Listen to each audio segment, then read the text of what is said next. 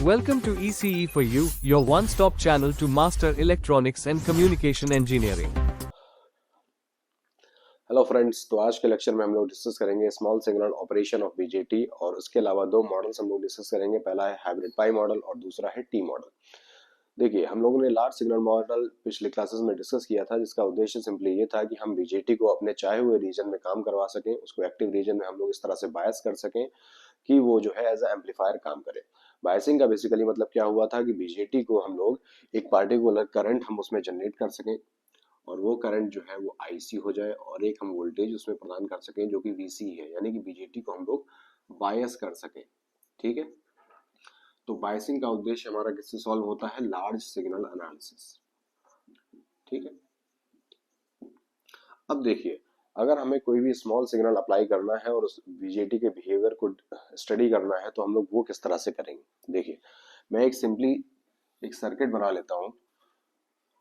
तो small signal model को sorry तो स्मॉल सिग्नल मॉडल को डिस्कस करने के लिए सबसे पहले तो हम लोग एक सर्किट डिजाइन कर लेते हैं। ठीक है, तो सबसे पहले मैं एक एनपीएन ट्रांजिस्टर ड्रॉ कर लेता हूँ। एनपीएन ट्रांजिस्टर को मैंने ड्रॉ कर लिया है। ये हमारा एमिटर टर्मिनल हो गया है। यहाँ पर मैंने एक स्मॉल सिग्नल दिया हुआ है जिसका नाम है वी आई, और यहाँ पर हम लोग उसको बायस कर रहे हैं। ठीक है, यहाँ पर कलेक्टर पर हम लोगों ने उसको बायस किया है वीसीसी से। ये आरसी है, कलेक्टर रेजिस्टेंस है। ठीक, तो अब देखिए, इसको मैं बीबी नाम दे देता हूँ। ठीक है, तो वीसीसी और वीबी का क्या उद्देश्य है? इन दोनों वोल्टेजेस का उद्देश्य बेसिकली ये है कि हम किस तरह से अपने डिवाइस को बायस कर सके। ठीक, तो अगर मैं लार्ज सिग्नल एनालिसिस की बात करूं तो मुझे सिंपली अगर इक्वेशन लिखनी है तो IC इज इक्वल टू हो जाएगा IS e to the power BVE divided by VT। ठीक है, ये सिंपल सी इक्वेशन होती है। दूसरी इक्वेशन अगर मुझे लिखनी है, IE इज इक्वल टू क्या हो जाएगा? IC अपॉन अल्फा हो जाएगा। ठीक है, ये दूसरी इक्वेशन हो जाएगी। और अगर मुझे बीटा IV की वैल्यू को लिखना है तो मैं किस तरह से लिखूंगा? IC upon beta. ठीक है, तो ये हमारी तीन इक्वेशंस हैं किसकी? लार्ज सिग्नल एनालिसिस की। इसके अलावा अगर मैं यहाँ पर जो वोल्टेज है उसको दर्शाना चाहूँ VC को, तो वो मैं किस तरह से दिखा सकता हूँ? VC इज इक्वल टू हो जाएगा VCC माइनस ICRC। ठीक है, तो ये चार जो इक्वेशंस हैं उसमें हम लोग लार्ज सिग्नल एनालिसिस को इस चार इक्वेशन की मदद से करते हैं। अब देखिए, अब हम लोगों ने क्या किया है कि इनपुट वोल्टेज लिया हुआ है जो कि स्मॉल सिग्नल है जिसको हमने VI नाम दिया है। अब ये VI क्या करेगा? VI को हम लोग सुपर इम्पोज कर रहे हैं किसके ऊपर? बायस वोल्टेज के ऊपर। ठीक है, तो अगर मैं VI को बायस वोल्टेज के ऊपर सुपर इम्पोज करूंगा तो मैं पहली इक्वेशन से ही शुरू करता हूँ। ठीक है, पहली इक्वेशन से अगर आप शुरू करोगे तो जो करंट होगी, कलेक्टर करंट, उसको मैं IC मान लेता हूँ और यहाँ पर या IC नॉट उसको नाम दे देता हूँ। ठीक है, तो IS हो जाएगा e to the power BVE तो है ही और स्मॉल VI हो जाएगा डिवाइडेड बाई BT हो जाएगा। ठीक है, ये दूसरी इक्वेशन है। अब देखिए, इसको मैं एक्सपेंड अगर करूंगा तो e to the power VVE divided by VT into e to the power VI upon VT।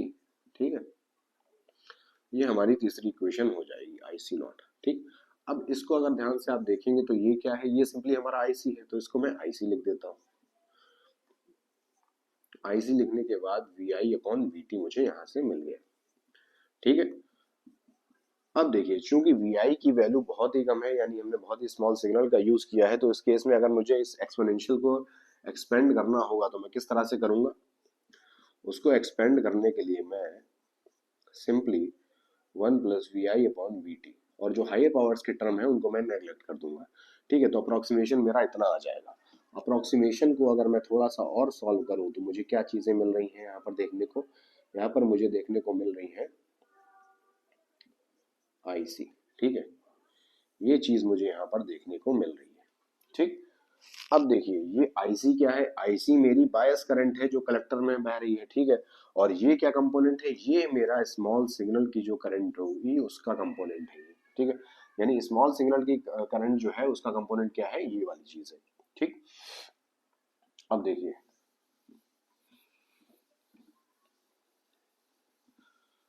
अब यहीं पे मैं इसको सॉल्व करता हूँ कि मैं अगर मान लीजिए स्मॉल सिग्नल की कलेक्टर करंट जो है, स्मॉल सिग्नल जिस कलेक्टर करंट को जनरेट कर रहा है वो IC है, तो उसकी वैल्यू को मैं किस तरह से लिख सकता हूँ? उसकी वैल्यू को मैं इस तरह से लिख सकता हूँ। ठीक है, अब सिंपल सी चीज है, इसमें कोई भी दिक्कत वाली बात नहीं है। इसमें IC अपॉन VT को मैं नाम दे देता हूं GM का, जिसको हम लोग बोलते हैं ट्रांस कंडक्टेंस। क्या बोलते हैं?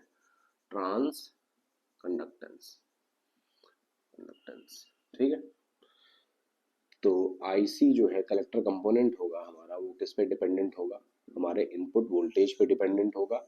और कलेक्टर करंट जो हमारे स्मॉल सिग्नल की वजह से है, वो किस चीज पे डिपेंडेंट है? वो हमारी स्मॉल सिग्नल के वोल्टेज पे डिपेंडेंट है। तो हम इससे क्या निष्कर्ष निकाल सकते हैं? इससे ये निष्कर्ष निकलता है कि जो हमने स्मॉल सिग्नल वोल्टेज दिया है वो किस चीज को जन्म दे रहा है? वो एक करंट को जन्म दे रहा है। तो इसका क्या मतलब हुआ?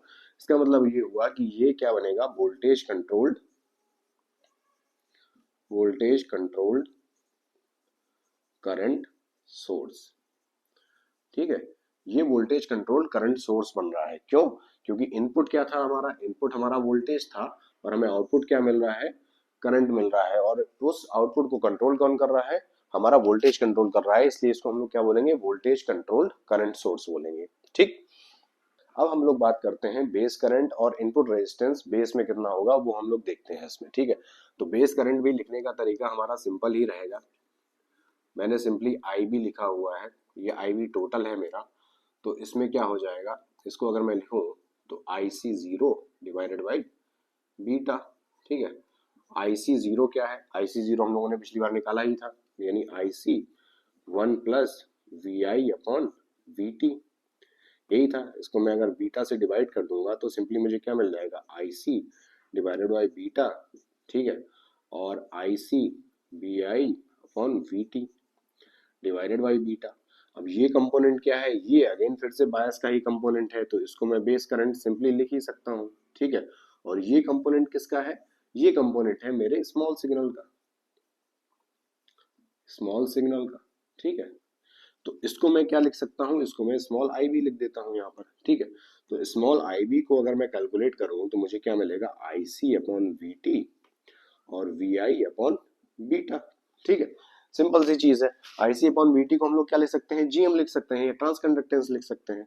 ठीक है, तो IB इज इक्वल टू आ जाएगा GM VI divided by beta. Simple. अब मुझे क्या निकालना है? अगर अब मुझे निकालना है इनपुट रेजिस्टेंस, तो इनपुट रेजिस्टेंस के लिए मुझे क्या चाहिए? कि गेट की सॉरी, जो बेस की साइड से जो वोल्टेज लगा हुआ है उसको अगर मैं बेस करंट से डिवाइड कर दूंगा तो मेरा इनपुट रेजिस्टेंस निकल आएगा। ठीक है, तो VI अपॉन IB अगर मुझे निकालना है तो सिंपली क्या हो जाएगा? बीटा अपॉन GM हो जाएगा। ठीक है, और इसको मैं क्या लिख सकता हूँ? इसको मैं R पाई लिख सकता हूँ। ठीक है, तो R पाई को अगर मुझे निकालना है तो R पाई कितना है यहाँ पर? R pi is beta upon GM। Simple, इसमें कोई डाउट ही नहीं होना चाहिए। ठीक है, तो ये हमारा क्या हो गया? ये हमारा इनपुट रेजिस्टेंस बेस की साइड से निकल आया। ठीक है, हम लोग बात करते हैं इमिटर करंट, और इमिटर की साइड से जो हमें रेजिस्टेंस देखने को मिलेगा उसकी बात कर लेते हैं एक बार। ठीक है, तो इमिटर करंट को अगर मुझे लिखना है तो सिंपली मैं क्या लिख सकता हूँ? IE not will be equal to IC not into alpha, no sorry, divided by alpha. ठीक है, तो इसको मैं क्या लिख सकता हूँ? इसको मैं फिर से वही लिख सकता हूँ, sorry, IC divided by alpha 1 plus VI upon VT। ठीक है, तो simply IC upon alpha plus VI upon VT into IC upon alpha. ठीक है, ये कंपोनेंट अगेन फिर से मुझे बायस वाला ही मिलेगा, और ये कंपोनेंट जो है वो मेरा सिग्नल वाला है। ठीक है, तो इसको मैं लिख सकता हूँ IE, स्मॉल IE मैंने लिख दिया है उसको, VI upon VT into IC upon alpha. IC upon VT को मैं क्या लिख दूंगा? GM लिख दूंगा। ठीक है, तो मेरा फिर से वही कंपोनेंट आ जाएगा, इसको मैं GM लिख दूं और ये अल्फा हो जाएगा। तो अगर मुझे रेजिस्टेंस निकालना है, रेजिस्टेंस अगर मुझे निकालना है RE, तो वो कितना आ जाएगा? वो आ जाएगा अल्फा अपॉन GM। ठीक है, ये इक्वेशन 2 हो जाएगी। ये मेरा एमिटर साइड का रेजिस्टेंस है, और बेस साइड का मेरा रेजिस्टेंस क्या था? Beta upon GM। ठीक है, अगर मैं GM से ही GM को कंपेयर कर दूं इसमें, तो मुझे कुछ और इक्वेशन देखने को मिलेगी। तो जैसे कि R पाई अपॉन बीटा, या फिर एक चीज आप देखिए, beta upon r pi will be equal to alpha upon r e. ठीक है, अब अगर आप देखना चाहें तो बीटा और अल्फा के बीच में जो रिलेशन होता है उसको हम लोग अगर सपोर्ट करेंगे तो हमें इजीली सॉल्यूशंस प्राप्त हो जाएंगे। ठीक है, तो ये हम लोगों ने देखा कि इमिटर करंट किस तरह से होती है और उसके साथ ही साथ इमिटर पर रेजिस्टेंस जो है वो किस तरह से होता है। अब हम लोग दो मॉडल्स को डिस्कस करते हैं, पहला है हाइब्रिड पाई मॉडल और दूसरा है टी मॉडल। देखिए, हाइब्रिड पाई मॉडल या टी मॉडल जो भी है उसमें हम लोग दो तरह से डिस्कस करेंगे। पहला डिस्कशन ये है कि हम लोग बीजेटी को as a voltage control current source की तरह दिखाने की कोशिश करेंगे और दूसरे मॉडल में हम लोग उसको as a current control current source दिखाने की कोशिश करेंगे। तो सबसे पहले हम लोग देखते हैं हाइब्रिड पाई मॉडल। तो देखिए, हाइब्रिड पाई मॉडल को हम लोग किस तरह से डिस्कस करते हैं। सबसे पहले तो हम यहाँ पर एक बेस टर्मिनल बना लेंगे। बेस टर्मिनल बनाने के बाद बेस की साइड का हम लोग रेजिस्टेंस ले लेंगे जिसको हम लोग आर पाई से डिनोट कर देंगे। उसके बाद यहाँ पर हम लोग एक करंट सोर्स दिखा देंगे। ठीक है, और करंट सोर्स दिखाने के बाद ठीक है, अगर यहाँ पर मैं वोल्टेज को बी वी ई या फिर वी आई कुछ भी दिखाऊंगा तो यहाँ पर कितना करंट बहेगा, जी एम बी वी के बराबर ही करंट यहाँ पर बहेगा। ये हमारा एमिटर टर्मिनल हो जाएगा और ये हमारा कलेक्टर टर्मिनल हो जाएगा, ये मेरा बेस टर्मिनल हो जाएगा। ठीक है, सिंपल सी बात यही है। ठीक है, तो ये पहला चीज क्या है, ये है हमारा वोल्टेज कंट्रोल्ड करंट सोर्स। ठीक है, अब अगर मुझे इसी को करंट कंट्रोल करंट सोर्स बनाना होगा तो मैं किस तरह से बिहेव करूंगा इसमें, या ये सर्किट को मैं किस तरह से डिजाइन करूंगा। तो उसमें आप देखिए, मैं सिंपली यहाँ पर करंट ले लूंगा आई वी। ठीक है, मेरा रेजिस्टेंस तो आर पाई ही रहेगा। ठीक, और उसके बाद यहाँ पर जो मुझे करंट मिलेगी वो क्या मिलेगी, बीटा आई वी मिलेगी। ठीक है, ये मेरा एमिटर टर्मिनल हो जाएगा, ये बेस टर्मिनल हो जाएगा और ये मेरा कलेक्टर टर्मिनल हो जाएगा। ये मेरा है हाइब्रिड पाई मॉडल। ठीक, अब इसका यूज किस तरह से करते हैं और किस तरह से हम लोग इक्वेशंस को सॉल्व करेंगे वो हम लोग अभी आगे थोड़ा सा आगे देखेंगे। ठीक है, और इसका यूज करना बहुत ही आसान है। इसमें बेसिकली क्या है कि सबसे पहले तो हम लोग बायस की सहायता से किसको कैलकुलेट करेंगे, जो हमारे मैक्रो कंपोनेंट्स हैं, यानी कि हम आईसी को कैलकुलेट कर लेंगे, हमको आईबी कैलकुलेट करना है। ठीक है, ये दो चीजें कैलकुलेट करने के बाद सिंपली मुझे जितने भी स्मॉल सिग्नल के पैरामीटर्स हैं उनको मैं कैलकुलेट कर लूंगा। जैसे मैंने जीएम कैलकुलेट कर लिया है आईसी अपॉन वीटी की मदद से। ठीक है, आर पाई को मैं कैलकुलेट कर लूंगा, आर ई को मैं कैलकुलेट कर लूंगा। तो उन सबको यूज करने के लिए हम लोग इन दो मॉडल्स का यूज करते हैं। पहला है हाइब्रिड पाई मॉडल और दूसरा है मेरा टी मॉडल। अब हम लोग देखते हैं कि टी मॉडल हम लोग किस तरह से बनाते हैं। तो देखिए, जो हमारा टी मॉडल है उस टी मॉडल को भी हम लोग दो तरह से मॉडल कर सकते हैं। पहला मॉडल है करंट कंट्रोल्ड, पहला मॉडल है वोल्टेज कंट्रोल करंट सोर्स और दूसरा है करंट कंट्रोल करंट सोर्स। ठीक, सिंपल सी चीज है, जो यहाँ पर वोल्टेज है बेस और एमिटर के बीच में, उसी के आधार पर हमें यहाँ पर कलेक्टर में जो करंट मिल रही है वो जीएम वीवीई मिल रही है और जीएम की वैल्यू हम लोग कैलकुलेट इजिली कर ही सकते हैं आईसी अपॉन वीटी की मदद से।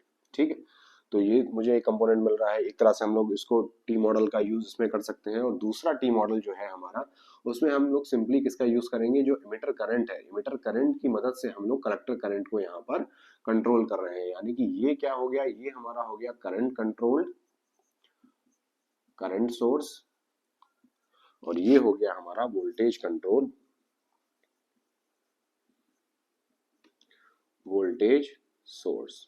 ठीक है, ये दो मॉडल्स हम लोगों ने इसमें डिस्कस किए हैं। इनका यूज जो है वो बहुत बहुत ही आसान है। ठीक है, और इसका यूज हम लोग common base, common emitter, common collector जो हमारे कॉन्फ़िगरेशन है उनको समझने में हम लोग इसका यूज करेंगे।